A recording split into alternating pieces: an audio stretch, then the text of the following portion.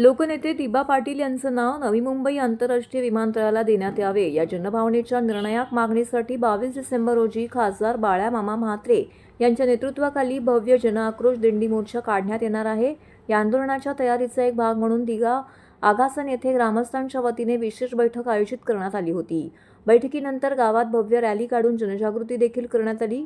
ग्रामस्थांचा उत्स्फूर्त सहभाग, विशेषतः महिलांची मोठ्या प्रमाणातील उपस्थिती या आंदोलनाचा स्वर बदलणारी ठरली।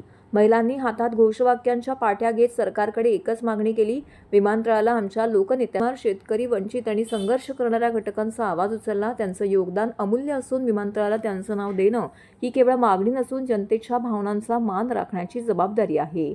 ग्रामस्थांनी सरकारला स्पष्ट इशारा दिला आहे की जनतेचा सन्मान नाकारला तर जनआक्रोशाचा ज्वालामुखी 22 डिसेंबरला उसळेल।